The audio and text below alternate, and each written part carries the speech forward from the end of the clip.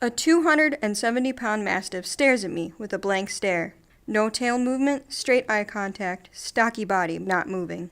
Most of the other volunteers at the Humane Society I worked at won't go in the cage with him because he is so big and broad. But I have no fear. I am confident and understand how he feels based on his body actions and know how I should react to them. I open the cage to his kennel and offer my hand to him submissively and with patience. He sniffs it, and I watch the tension and nervousness that was stuck in his limbs melt as he accepts my gesture. I show him that it is okay when I pet him as he stands with his paws over my shoulders, head towering over me.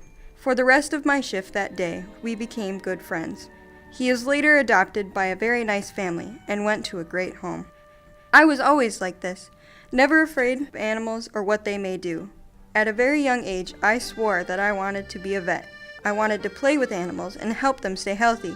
I always felt I understood them, that we could bond in some way, or at least come to a truce with each other. I also promised myself that I wanted to go to college at the University of Minnesota because they had one of the best vet programs around. I really thought I wanted to be a vet until one day in middle school, I got to watch a dog surgery in a camp I was in. The surgery went without complications, and I was fine watching it the whole time. It was fascinating to see how fast yet precise the vet's hands were with the dog's body. She had done this exact procedure countless times before, so this was something she knew like the back of her own hand.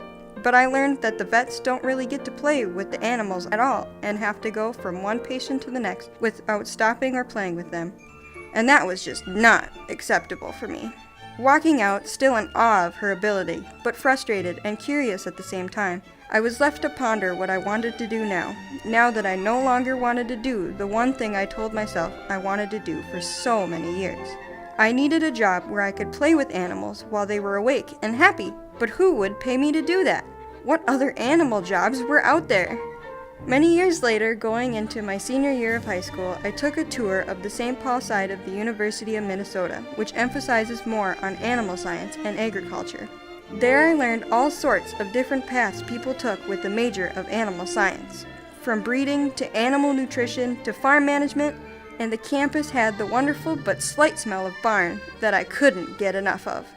Then, once at home again, I learned about animal behaviorists while doing a bit more research. Their job was to observe animals and the behaviors they exhibit while interacting with each other, other animals, and their surroundings.